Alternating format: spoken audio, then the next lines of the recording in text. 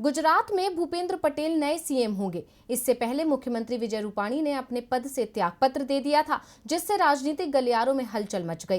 पिछले 5 सालों में ये दूसरा मौका है जब राज्य में कार्यकाल पूरा करने से पहले ही सीएम की कुर्सी गई हो। ऐसे में सवाल उठता है कि आखिर क्या वजह है कि बीजेपी को 5 सालों में 2 बार मुख्यमंत्री का चेहरा बदलना पड़ा। ये सवाल बीजेपी की नीति को भी कटघरे में खड़ा कर रहा है। गुजरात बीजेपी का सबसे बड़ा गढ़ माना जाता है, जहाँ करीब 2 दशकों से बीजेपी राज कर रही है, लेकिन कई सालों से बीजेपी की हालत बदहाल हो गई है।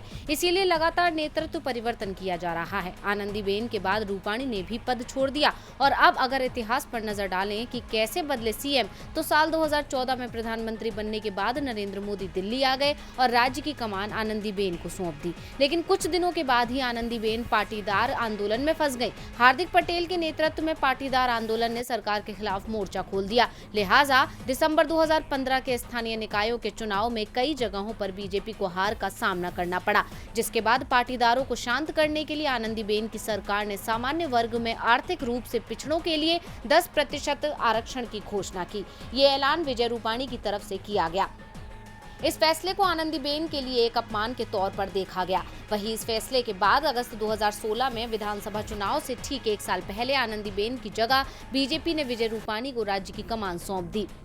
उस वक्त कहा गया कि शाह का ये एक बेहद चालाक राजनीतिक कदम है, लेकिन अब 4 साल बाद रूपाणी ने भी मैदान छोड़ दिया है। सवाल उठता है कि आखिर बार बार बीजेपी को कमान क्यों बदलनी पड़ रही है। रूपाणी को हटाने का फैसला क्या सिर्फ अगले साल होने वाले चुनाव को देखते हुए लिया गया है, या फिर गुजरात बीजेपी में अंदर खाने कोई और खिचड़ी पक रही है?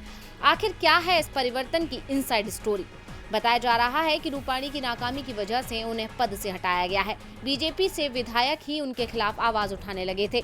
यहां तक कि बीजेपी के आंतरिक सर्वे में भी पार्टी की कमजोरी की बात सामने आने लगी थी। यही हार का डर बीजेपी को सताने लगा था, इसीलिए उसने नेतृत्व परिवर्तन पर जोर दिया। अब देखना होगा कि क्या ये परिवर्तन बीजेपी को जीत दिला पाता है या नहीं।